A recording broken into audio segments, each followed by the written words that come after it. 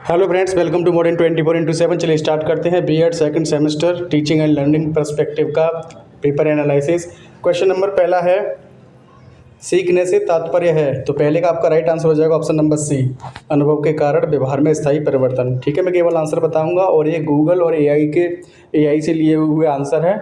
कोई क्वेश्चन में डाउट हो तो कमेंट सेक्शन में ज़रूर बताइएगा। अधिगम के लिए कौन सा कारक आवश्यक है? सेकंड का राइट आंसर हो जाएगा अभ्यास एवं अनुभव। अधिगम एक प्रक्रिया है। थर्ड का राइट आंसर हो जाएगा ऑप्शन नंबर डी, अनुकूलन एवं विकास की। अनुभव एवं प्रशिक्षण द्वारा व्यवहार में संशोधन एवं परिमार्जन ही अधिगम है। किसने कहा है? तो ये कहा गया है गेट्स वन के द्वारा। नेक्स्ट है, अधिगम मुख्यतः होता है अवलोकन एवं अनुभवों से। नेक्स्ट है, इनमें से कौन सा सोपान अधिगम प्रक्रिया से जुड़ा नहीं है? आलस्य हो जाएगा आपका राइट आंसर। नेक्स्ट है, प्रयास एवं त्रुटि का अधिगम सिद्धांत स्पष्ट किया गया थार्नडाइक के द्वारा। थार्नडाइक के अनुसार सीखने का प्राथमिक नियम है। तो ये सभी तीनों हैं, तत्परता, अभ्यास और प्रभाव का नियम। नेक्स्ट है, पावलाव का प्रयोग किया गया किस पर? कुत्ते पर किया गया था। कोहलर का प्रयोग किया गया था चिंपैंजी पर। थकान का कारण नहीं है, तो आराम हो जाएगा राइट आंसर। एक शिक्षक से संबंधित कारक जो अधिगम को प्रभावित करता है। 12 का राइट आंसर हो जाएगा आपका ऑप्शन नंबर ए, शिक्षण विधि। नेक्स्ट है, सामाजिक कारक जो अधिगम को प्रभावित करता है। तो पारिवारिक पृष्ठभूमि हो जाएगा राइट आंसर। निम्नलिखित में से कौन सा अधिगम में सुधार करता है? सक्रिय प्रतिभागिता हो जाएगा राइट आंसर। कौन सा संज्ञानात्मक कारक अधिगम को अत्यधिक प्रभावित करता है? 15 का आपका राइट आंसर हो जाएगा ऑप्शन नंबर बी, बुद्धि। अधिगम का स्थानांतरण है पूर्व ज्ञान को नवीन परिस्थिति में लागू करना। शिक्षण का बुनियादी अर्थ है ज्ञान एवं कौशलों को संचारित करना। नेक्स्ट है, शिक्षण अंतःक्रिया है शिक्षक एवं शिक्षार्थी के बीच। 18 का राइट आंसर हो जाएगा ऑप्शन नंबर ए। शिक्षण एक प्रक्रिया है मार्गदर्शन एवं सीखने में सुविधा प्रदान करने की। 19 का ऑप्शन नंबर सी हो जाएगा राइट आंसर। शिक्षण दोनों हैं, क्या दोनों? तो ये कला और विज्ञान दोनों हैं। शिक्षण अधूरा है लर्निंग के बिना, अधिगम के अलावा शिक्षण अधूरा है। 21 का राइट आंसर हो जाएगा ऑप्शन नंबर डी। आधुनिक शिक्षण विधि है छात्र केंद्रित या बाल केंद्रित, चाइल्ड सेंटर्ड या स्टूडेंट सेंटर्ड। नेक्स्ट, आधुनिक का पूछ रहा है। ठीक है, पहले क्या होता था? अध्यापक केंद्रित था, लेकिन अब क्या है?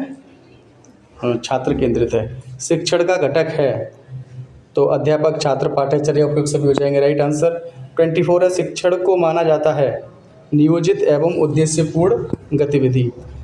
शिक्षा का स्मृति स्तर मुख्य रूप से केंद्रित है अवधारणाओं की समझ पर, स्मृति एवं अवधारणा पर। ठीक है, 25 का राइट आंसर हो जाएगा ऑप्शन नंबर ए। स्मृति स्तर शिक्षण है तो शिक्षण का निम्न स्तर है। सबसे मेमोरी लेवल जो है शिक्षण की लोएस्ट लेवल ऑफ टीचिंग है। नेक्स्ट है, शिक्षण बोध स्तर केंद्रित है समझ एवं स्पष्टीकरण पर। 27 का ऑप्शन नंबर सी हो जाएगा राइट आंसर। बोध स्तर का शिक्षण प्रस्तावित किया गया किसके द्वारा? तो मोरिसन के द्वारा।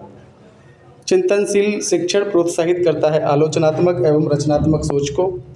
चिंतनशील शिक्षण स्तर के लिए कौन सी शिक्षण विधि अधिक उपयुक्त है? समस्या समाधान विधि हो जाएगा राइट आंसर। 30 का ऑप्शन नंबर ए। 31 है, प्रयास एवं त्रुटि शिक्षण का विकास किया गया तो एडवर्ड थार्नडाइक द्वारा। EL थार्नडाइक भी बोलते हैं इनको, थार्नडाइक भी बोलते हैं। 31 का राइट आंसर हो जाएगा ऑप्शन नंबर सी। थार्नडाइक का अनुबंधन सिद्धांत आधारित है व्यवहारवादी उपागम पर। प्रयास एवं त्रुटि सिद्धांत की शैक्षिक प्रयोज्यता है करके सीखना। शास्त्रीय अनुबंधन का सिद्धांत प्रस्तावित किया गया किसके द्वारा? पावलाव के द्वारा। पावलाव के प्रयोग में कुत्ता लार टपकाने लगा जब उसने सुनी घंटी की आवाज़। पावलाव के सिद्धांत में उत्तेजनाओं को जोड़ने की प्रक्रिया को कहा जाता है कंडीशनिंग या अनुबंधन। अंतर्दृष्टि या सूझ सिद्धांत के प्रतिपादक हैं कोहलर। अधिगम के सूझ सिद्धांत के अंतर्गत अधिगमकर्ता समग्र रूप से परिस्थिति के बारे में सोचता एवं समझता है। सकारात्मक पुनर्बलन से तात्पर्य है व्यवहार को मजबूत करने के लिए पुरस्कार देना। कार्ल रोजर्स के अनुसार अधिगम होना चाहिए शिक्षार्थी केंद्रित। 40 का हो जाएगा ए राइट आंसर। अल्बर्ट बंडूरा के अनुसार लोग सीखते हैं अवलोकन एवं अनुकरण से। अधिगम के मानवतावादी उपागम के प्रवर्तक हैं। 42 का आपका राइट आंसर हो जाएगा option number A Carl Rogers. किसने कहा प्रेरणा सीखने का महामार्ग है? B.F. स्किनर हो जाएंगे राइट आंसर। प्रेरणा शब्द लैटिन शब्द से लिया गया है, मूवेरे शब्द से, ठीक है। अभी प्रेरणा से संबंधित पद है तो ये उपरोक्त सभी हो जाएंगे राइट आंसर, ठीक है। आवश्यकता, चालक, प्रोत्साहन, need, drive and incentive. Next है किसके अभाव में प्रेरणा की प्रक्रिया आरंभ नहीं हो सकती? तो नीड के अभाव में, ठीक है, आवश्यकता के अभाव में। प्रेरणाओं का मूल प्रवृत्तियों का सिद्धांत प्रतिपादन किया गया किसके द्वारा? तो मैकडूगल के द्वारा। कौन सा प्रेरणा का सिद्धांत नहीं है? 48 का आपका राइट आंसर हो जाएगा ऑप्शन नंबर ए क्रिया प्रसूत अनुबंधन सिद्धांत। नेक्स्ट है प्रेरणा के कितने प्रमुख प्रकार हैं? तो 2 प्रकार हैं। प्रेरणा की तकनीक है पुरस्कार, दंड, प्रशंसा एवं दंड और सफलता एवं असफलता। तो राइट आंसर हो जाएंगे उपरोक्त सभी। नेक्स्ट है 51 ब्रूनर के अनुसार छात्र सबसे अच्छा सीखते हैं स्वयं ज्ञान जब वे स्वयं ज्ञान खोजते हैं। 51 का ए हो जाएगा राइट। खोज अधिगम की प्रमुख विशेषता है समस्या समाधान एवं पूछताछ। सीखने का क्षेत्र सिद्धांत किसने विकसित किया है? 53 का राइट आंसर हो जाएगा option number B Kurt Lewin ने। सीखने का क्षेत्र सिद्धांत संकल्पना पर आधारित है। 54 का आपका राइट आंसर हो जाएगा ऑप्शन नंबर बी जीवन विस्तार की, लाइफ स्पेस की। नेक्स्ट है संज्ञानात्मक प्रक्रिया है सोचना, जानना और समझना। नेक्स्ट है कौन सा सिद्धांत संज्ञानात्मक विकास पर केंद्रित है? तो जीन पियाजे का सिद्धांत। रचनावाद इस विचार पर आधारित है कि शिक्षार्थी अनुभवों के माध्यम से ज्ञान का निर्माण करें। नेक्स्ट है वाइगोत्स्की के अनुसार अधिगम सबसे अच्छा होता है सामाजिक एवं सहयोगी व्यवस्था में। 59 है प्रथम मनोवैज्ञानिक प्रयोगशाला की स्थापना की गई विलियम बुंट के द्वारा 1879 में और ये जर्मनी में की गई थी। नेक्स्ट IQ का मतलब है बुद्धिलब्धि, इंटेलेक्चुअल क्वोशेंट। यह परिभाषा किसने दी? नवीन परिस्थितियों से चेतन अनुकूलन ही बुद्धि है, बर्ट हो जाएंगे राइट आंसर। कौन सा एक बुद्धि का सिद्धांत नहीं है? तो मैस्लो का पदानुक्रम सिद्धांत। बाकी बिने का एक कारक, स्पीयरमैन का द्विकारक और थार्नडाइक का बहुकारक सिद्धांत ये बुद्धि के सिद्धांत हैं। नेक्स्ट है IQ का सूत्र है तो MA/CA × 100 हो जाएगा राइट आंसर। काफ़ी क्वेश्चन आए हैं जो मैंने प्रैक्टिस सेट कराए हैं आप लोगों को। बुद्धि 7 मानसिक योग्यताओं का समूह है, किसने कहा था? ये कहा था हस्टन ने। निम्न में से कौन सी एक बुद्धि की विशेषता नहीं है? 65 का आपका राइट आंसर हो जाएगा ऑप्शन नंबर सी अनुकूलन क्षमता। एक अच्छे मानसिक स्वास्थ्य की विशेषता है तो ये सभी इसके राइट आंसर हो जाएंगे। 66 का डी हो जाएगा राइट। मानसिक मंदता का कारण हो सकता है तो इसका भी डी हो जाएगा राइट। बुद्धि के त्रिआयामी सिद्धांत का प्रतिपादन किया गया गिलफोर्ड के द्वारा। तर्क करना, योजना बनाना, समस्याओं को सुलझाना, अमूर्त रूप से सोचने एवं शीघ्रता से सीखने की क्षमता को जाना जाता है सृजनात्मकता या क्रिएटिविटी के नाम से। निम्न में से कौन सा बुद्धि परीक्षण नहीं है? तो हरमन रोसा का जो शाही धब्बा परीक्षण है ये बुद्धि परीक्षण नहीं है, यह व्यक्तित्व परीक्षण है। व्यक्तिगत शब्द लैटिन शब्द से लिया गया है तो ये पर्सोना हो जाएगा इसका राइट आंसर। किसने प्रभाषित किया? हम जो कुछ हैं उस सब का योग व्यक्तित्व के नाम से पुकारा जाता है। अल्पोर्ट हो जाएंगे राइट आंसर। व्यक्तित्व के निर्धारक हैं वंशानुक्रम संबंधी निर्धारक, मनोवैज्ञानिक, सांस्कृतिक निर्धारक, ये सभी हो जाएंगे राइट आंसर। युंग ने व्यक्तित्व को वर्गीकृत किया है तो इसका भी देखिए ऑप्शन नंबर डी हो जाएगा राइट। अंतर्मुखी, बहिर्मुखी और उभयमुखी व्यक्तित्व के भाग हैं तो इसका भी देखिए ऑप्शन नंबर डी हो जाएगा राइट आंसर। देखिए ऑप्शन डी बहुत आया है इस बार, एकदम ईगो सुपर ईगो। फ्राइड का मानना था कि हमारा अधिकांश मन होता है, देखिए अचेतन हो जाएगा राइट आंसर। चेतन होता है 10%, 10% क्या होता है? चेतन। और जो अचेतन होता है ये होता है 90%, ठीक है। तो ये हो जाएगा राइट आंसर आपका अचेतन। फ्राइड का मानना था कि हमारा अधिकांश मन होता है अचेतन।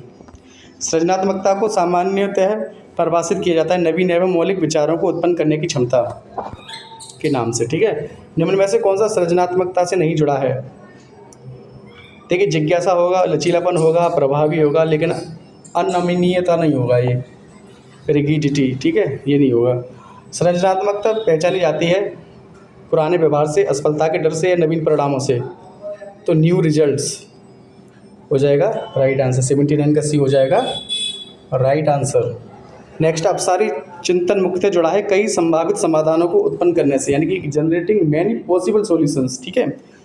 नेक्स्ट है, सृजनात्मकता को पोषित किया जा सकता है आलोचनात्मक सोच को प्रोत्साहित करके, इनकरेजिंग क्रिटिकल थिंकिंग हो जाएगा राइट आंसर आपका। 81 का हो जाएगा सी। नेक्स्ट है, सृजनात्मक व्यक्ति सामान्यतः होते हैं तो नवाचारित होते हैं, इनोवेटिव होते हैं। नेक्स्ट है 83, शिक्षण में संचार की दो तरफा प्रक्रिया को कहा जाता है अंतःक्रिया संचार। 83 का सी हो जाएगा राइट आंसर आपका। किस प्रकार की प्रतिपुष्टि अधिक प्रभावकारी होती है, तो ये तत्काल प्रतिपुष्टि या इमीडिएट फीडबैक, ये हो जाएगा आपका राइट आंसर। शिक्षण के दौरान आंखों से आंखों का संपर्क मुख्यतः सुधार करता है किसका, जुड़ाव एवं समझ का। नेक्स्ट है, शिक्षण की अवस्था या सोपान है, तो उपरोक्त सभी हो जाएंगे राइट आंसर। 87 है, शिक्षण मशीन का आविष्कार कब हुआ था, 1920 में हुआ था। अभिक्रमित अध्ययन शब्द का प्रयोग किसने किया, तो ये किया था सिडली एल ट्रेसी ने। ठीक है, VF स्किनर ने तो बाद में किया था, लेकिन सबसे पहले सिडली एल ट्रेसी ने किया था। और जो ये 1920 में जो शिक्षण मशीन का आविष्कार किया था इन्होंने ही 1920 में। सूक्ष्म शिक्षण का प्रतिपादन किया किसने किया, तो ये किया था DW एलन। कौन सा कौशल छात्रों को अवधारणा को स्पष्ट करने में मदद करता है, रीइंफोर्समेंट, पुनर्वलन हो जाएगा राइट आंसर। 91 है, निम्न में से कौन सा शिक्षण कौशल नहीं है, सामूहिक वाद विवाद हो जाएगा राइट आंसर। शिक्षण कौशल होता है विशिष्ट एवं उद्देश्य केंद्रित व्यवहार हो जाएगा राइट आंसर। 93 है, अधिगम प्रक्रिया में शिक्षक की प्राथमिक भूमिका है। 93 का आपका राइट आंसर हो जाएगा ऑप्शन नंबर डी, छात्र के सीखने में सुविधा प्रदान करना एवं मार्गदर्शन करना। 94 है, एक अच्छे शिक्षक को होना चाहिए आजीवन क्या होना चाहिए, शिक्षार्थी होना चाहिए, ए life long learner, life time सीखने वाला होना चाहिए शिक्षक को। ठीक है। नेक्स्ट है, एक अच्छे शिक्षक की कौन सी अभिवृत्ति आवश्यक है, सकारात्मकता एवं प्रोत्साहन हो जाएगा राइट आंसर। 96 है, शिक्षण प्रतिमान का प्रकार है। 96 का राइट आंसर हो जाएंगे, देखिए ऑप्शन नंबर डी। और 97 है, शिक्षण प्रतिमानों के मौलिक तत्व होते हैं, तो उपरोक्त सभी हो जाएंगे राइट आंसर 97 का डी। देखिए 10-12 तो आपको ऑप्शन नंबर डी ही सही है इसमें। प्रशिक्षण प्रतिमान के अंतर्गत छात्र मुख्यतः समस्याओं का पता लगाते हैं और समाधान ढूंढते हैं, 98 का हो जाएगा सी राइट आंसर। मास्टरी लर्निंग प्रतिमान के अंतर्गत प्रतिपुष्टि होनी चाहिए क्विक एंड कंस्ट्रक्टिव, त्वरित एवं रचनात्मक। एडवांस ऑर्गेनाइजर प्रतिमान के अंतर्गत छात्रों का पूर्व ज्ञान माना जाता है, नए अधिगम हेतु आवश्यक हो जाएगा राइट आंसर। तो चैनल पर नए सब्सक्राइब कर लीजिएगा। जो आपका ये पेपर एनालिसिस हो गया है, नेक्स्ट आपका एक प्रैक्टिस सेट रह गया है ICT वालों में, मैं करा दूंगा 1-2 दिन में। थैंक्स फॉर वाचिंग, चैनल से जुड़े रहें और इसी तरीके से पेपर एनालिसिस होते रहेंगे। ठीक है, आप मेहनत करिएगा। All the best for your exam. बाकी के आपके जो भी रह गए हैं पेपर, 3 पेपर रह गए हैं आपके, अंडरस्टैंडिंग और एक आपका art and aesthetics and last one आपका है ICT। ठीक है, मिलते हैं नेक्स्ट वीडियो में। Good night.